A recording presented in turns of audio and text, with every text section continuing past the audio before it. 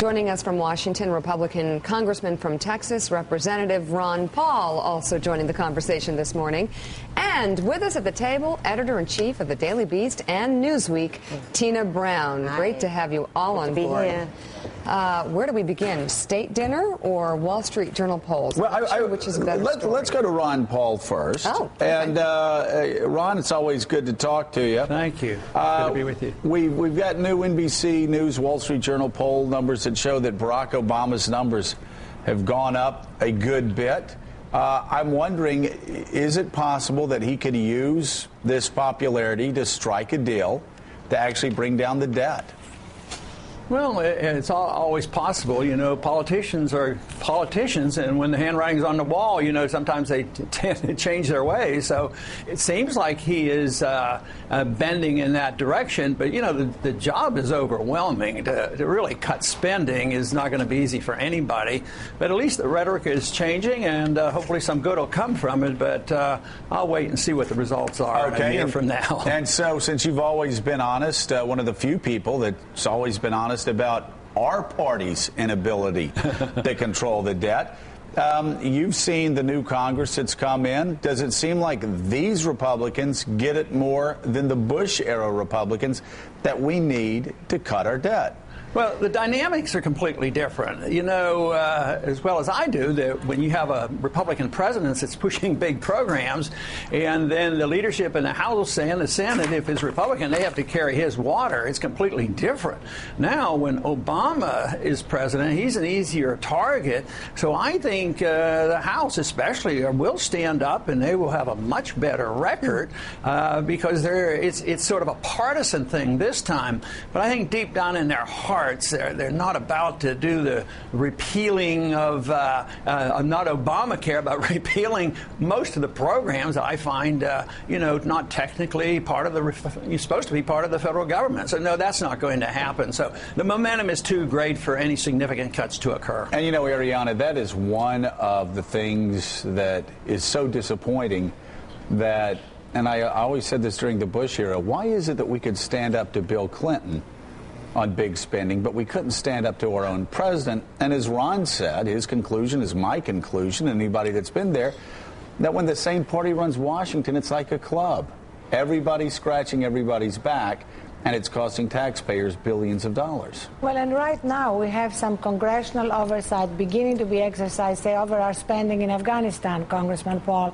We are spending $2.8 billion a week.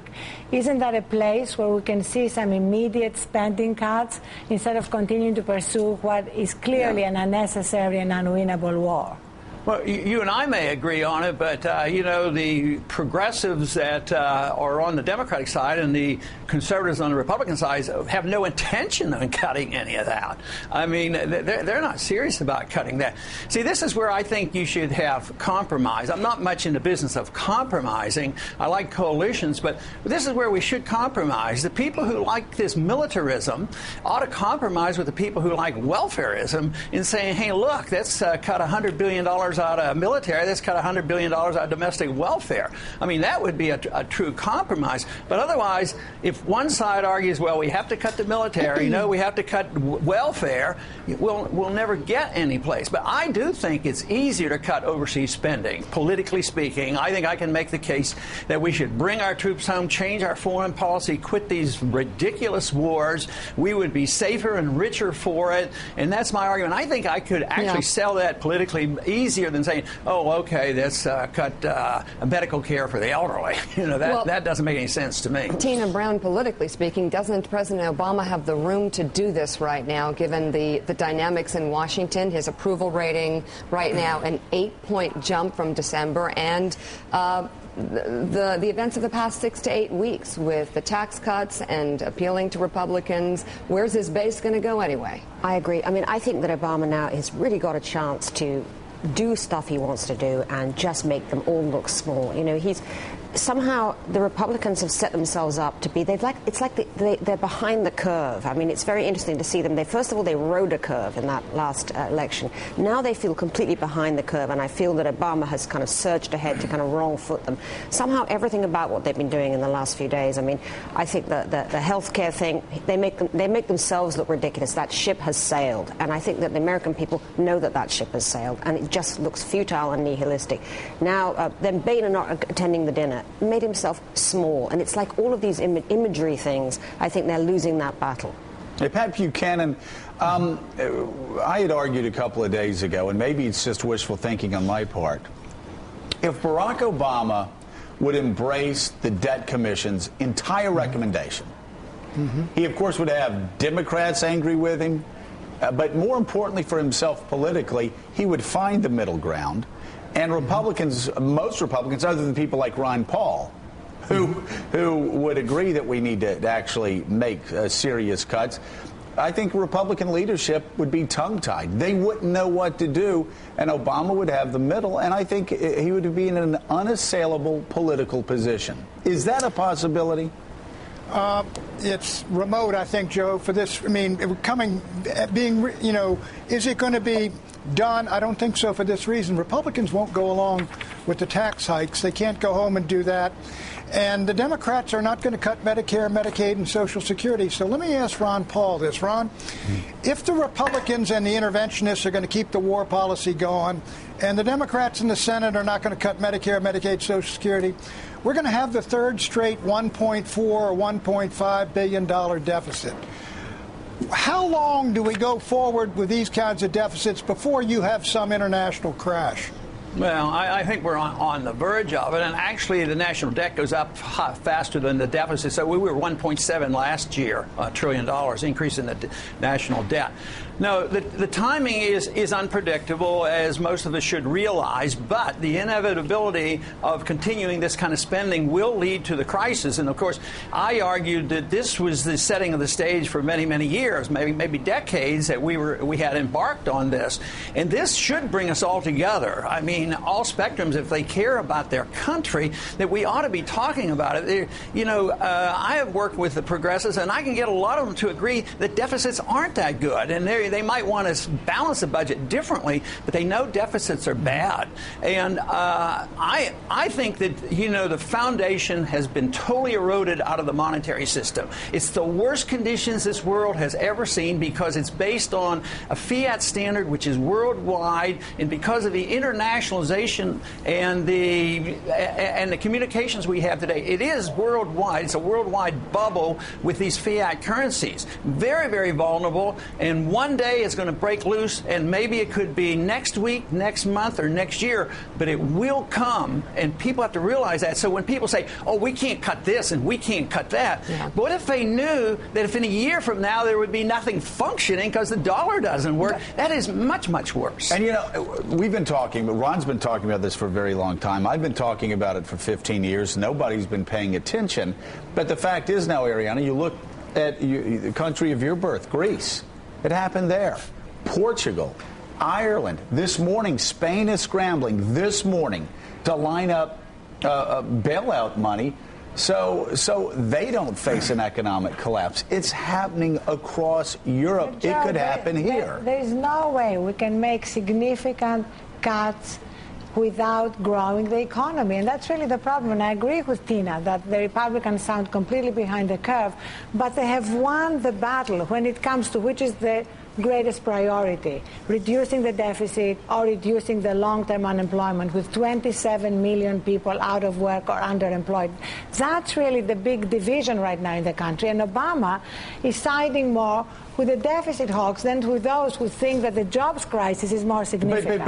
But what's wrong, Tina, with saying, all right, we're spending, like Ron said, we're spending so much money. We're spending a couple of billion a week in Afghanistan and another billion in Iraq every single week. And Social Security and Medicare, the numbers just don't add up. What's wrong with getting a plan that doesn't slash spending in the next 2 years. It is amazing that the military long-term spending isn't really coming up with Obama, but it may be that he's in a stronger position he would. However, I do think he really believes in these wars, actually, at this point. I have now come to feel, you know, Stephen Carter in his new book, Violence of Peace, which is actually really interesting, talks about how Obama is really prosecuting these wars with more ferocity at this point than George W. Bush. That he's actually, you know, he's done the surge in Afghanistan. He has really shown himself to be something of a hawk when it comes to the war. So, how depressing, yeah. Ron Paul. It seems that there is no difference between Republicans and Democrats when it comes to these wars. In fact, Barack Obama's tripled the number of troops in Afghanistan, and Republicans are pushing him to commit even longer. We've been there for over a decade, Ron. Yeah, and this is the bad part of bipartisanship. Foreign policy is always bipartisan. And, you know, give Obama his due, because he didn't deny that he wanted to fight in Afghanistan. That's the good war. That's the long war. And he did state that in the campaign. But he has no intention of leaving. And we have no intention of leaving Iraq until we totally go broke and we have to leave like the Soviets did. Our empire will end for financial reasons, but it is total chaos. There's no stability in Iraq. I mean, today there was an article, I think, in the New York Times, the last Christians about to leave there. As bad as it was before, this is the first time in the history of Christendom that the Christians had to leave Iraq. I mean, it is horrible, and there's no peace there. And Iraq and Afghanistan is getting worse. The war is spreading into Pakistan, and there's more than just Obama. There's somebody that designates what foreign policy is all about, regardless of the party. So whether it's the Federal Reserve and monetary policy, whether it's the foreign policy or the welfare spending, there's way too much bipartisanship, because philosophically, both parties endorse these positions, and now there's nobody capable of backing off. So that's why we're going to have the bankruptcy before we come to our senses. Pat Buchanan. The Bush doctrine has been a complete disaster for the United States. We've intervened. We're trying in Iraq and now in Afghanistan, go on nation building.